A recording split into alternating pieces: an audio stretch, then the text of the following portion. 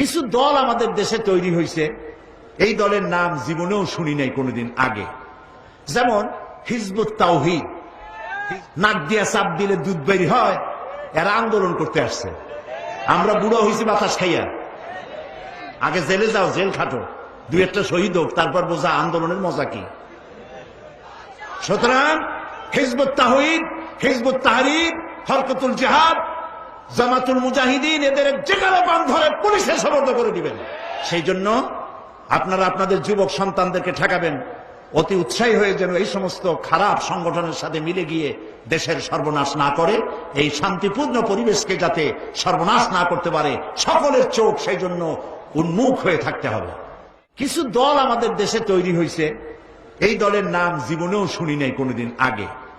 যেমন জামাতুল মুজাহিদিন, তারপরে কুতকুতুল জিহাদ,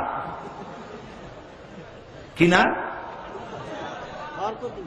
হরকতুল জিহাদ, তারপর লাদেন বাহিনী, তালেবান বাহিনী, হিজবুত তাওহীদ, হিজবুত তাহরীর, পত্রিকার নামগুলি দেখতেছেন না? এই সব নামের সাথে আমার জনগণ, এই দেশের জনগণ কোনো কালেও পরিচিত নয়। এদেরকে আমরা চিনি না, এদের বাপেরাও চিনি না, মায়েরাও চিনি না, এদের গোষ্ঠী চিনি না।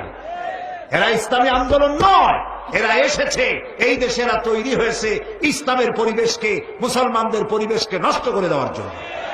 প্রিয় ভাই সব, বিভিন্ন জায়গায় মাথায় পাগড়ি বাঁধিয়া, বড় বড় জামা গায়ে দিয়া, এত বড় বড় মেসওয়াক, তারপরে বোমা বানায়, এগুলো আবার পুলিশ যায় ধরে।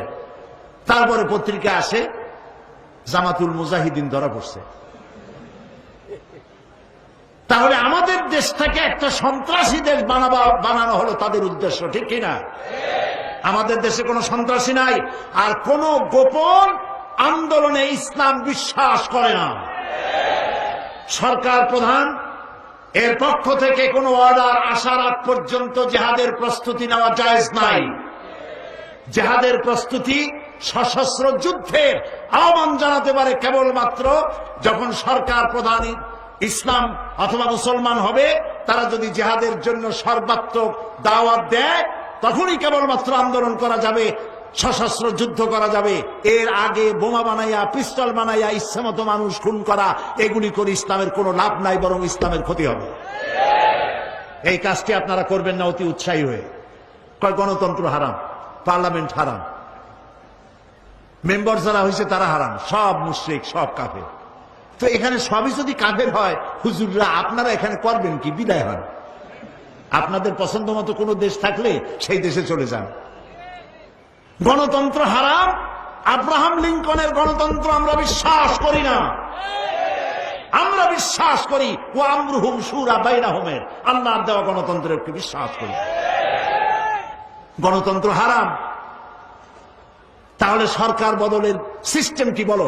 জবাব দাও। একটা সরকারকে পরিবর্তন করার জন্য, ইচ্ছেমাফিক সরকারকে আনার জন্য সিস্টেম কি? সুতরাং এই সমস্ত কথা বলে মানুষকে বিভ্রান্ত করার কোনো যুক্তিপূর্ণ কারণ নাই। লিফলেট ছড়ানো বন্ধ করো। গণতন্ত্র হারাম বলে মানুষকে বিভ্রান্ত করো না। নাক দিয়া চাপ দিলে দুধ বের হয়, এরা আন্দোলন করতে আসছে। আমরা বুড়ো হয়েছি বাতাস খাইয়া। সুতরাং হিজবুত তাওহীদ, হিজবুত তাহরীর, হরকতুল জিহাদ, জামাতুল মুজাহিদিন, এদের যেখানে বান ধরে পুলিশে সোপর্দ করে দিবেন। এরা ইসলামের কোন সহায়ক শক্তি নয়, এরা এই দেশের স্বাধীনতা, সার্বভৌমত্ব এবং ইসলামের দুশমন। ওরা গণতন্ত্র হারাম বলে ইসলাম নিয়ে আসছে। হাতি ঘোড়া গেল তল, ছাগলে কয় কত জল। আগে জেলে যাও, জেল খাটো, দুই একটা শহীদ হোক, তারপর বোঝা আন্দোলনের মজা কি। এত সহজ না। সেই জন্য আপনারা আপনাদের যুবক সন্তানদেরকে ঠেকাবেন, অতি উৎসাহী হয়ে যেন এই সমস্ত খারাপ সংগঠনের সাথে মিলে গিয়ে দেশের সর্বনাশ না করে, এই শান্তিপূর্ণ পরিবেশকে যাতে সর্বনাশ না করতে পারে, সকলের চোখ সেই জন্য উন্মুখ হয়ে থাকতে হবে।